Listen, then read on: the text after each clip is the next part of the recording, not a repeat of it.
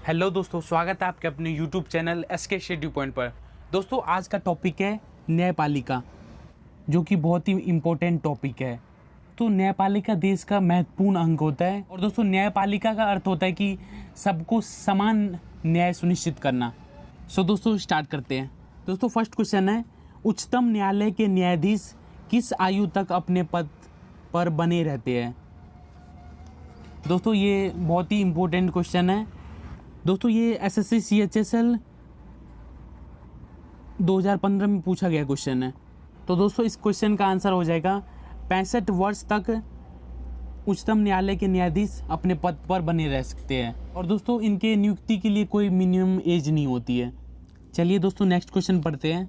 दोस्तों second question है, निम्न में से कौन सी रिट ऐसी है जो केवल किसी सरकारी पदाधिकारी के विरुद्ध लागू की जाती है? तो दोस्तों इस क्वेश्चन का आंसर हो जाएगा परमादेश। दोस्तों परमादेश सरकारी अधिकारी के विरुद्ध जारी किया जाता है और दोस्तों ये लीगल कामों को करने का आदेश है। इसमें इनलीगल कामों को रोका जाता है दोस्तों। और दोस्तों ऐसे सरकारी अधिकारी जो कानूनी दायित्वों के पालन में कोई चूक या इनकार करते हैं तो दोस्तों उनके खिलाफ ये परमादेश जारी किया जाता है। चलिए दोस्तों नेक्स्ट क्वेश्चन पढ़ते हैं। दोस्तों थर्ड क्वेश्चन है, एक उच्च न्यायालय से दूसरे में किसी न्यायाधीश के स्थानांतरण के लिए कौन प्राधिकृत है?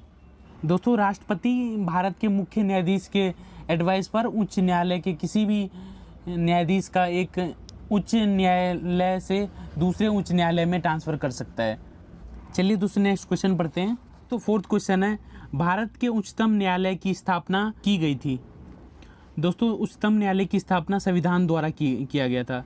दोस्तों उस टाइम में उच्च न्यायालय में दोस्तों सिर्फ 8 न्यायाधीश थे और दोस्तों प्रेजेंट में उच्चतम न्यायालय में मुख्य न्यायाधीश के अलावा भी 30+ न्यायाधीश है।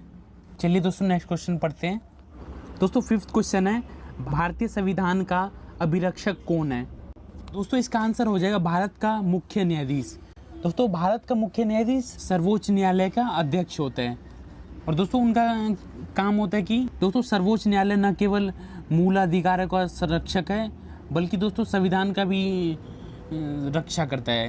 दोस्तों सर्वोच्च न्यायालय ये भी देखता है कि संविधान का उल्लंघन तो नहीं हो रहा है। दोस्तों यदि उल्लंघन होता है तो उस पर कार्यवाही भी की जाती है और दोस्तों संसद द्वारा बनाए गए कानूनों की चेकअप भी सर्वोच्च न्यायालय ही करती है। चलिए दोस्तों नेक्स्ट क्वेश्चन करते हैं। दोस्तों सिक्स्थ क्वेश्चन है, भारतीय न्यायपालिका का अध्यक्ष कौन है? तो दोस्तों इसका आंसर हो जाएगा सर्वोच्च न्यायालय।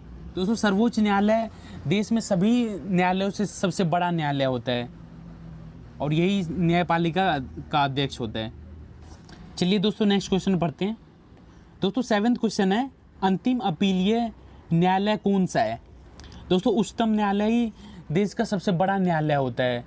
दोस्तों किसी दूसरे कोर्ट के द्वारा उच्चतम न्यायालय के निर्णय को कोई जांच नहीं सकता है। उच्चतम न्यायालय ये निचली अदालतों के अपील न्यायालय के द्वारा दिए गए निर्णयों की सुनवाई भी करता है। दोस्तों एट्थ क्वेश्चन है, जनहित याचिका का मतलब क्या है?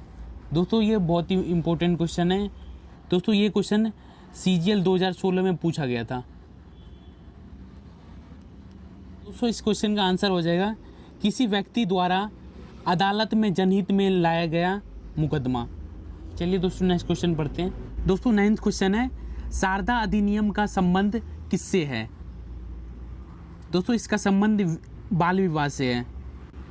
दोस्तों शारदा अधिनियम के द्वारा लड़कियों के विवाह करने की आयु 14 वर्ष और लड़कों की 18 वर्ष थी, जिसे बाद में दोस्तों लड़कियों की 18 वर्ष कर दी गई थी और लड़कों की दोस्तों 21 वर्ष कर दी गई थी।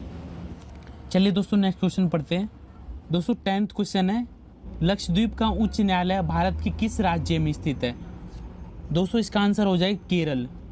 दोस्तों ये केरल में स्थित है और दोस्तों ये उच्च न्यायालय केरल और लक्षद्वीप का सबसे बड़ा न्यायालय है, जिसकी स्थापना दोस्तों 1 नवंबर 1956 में की गई थी।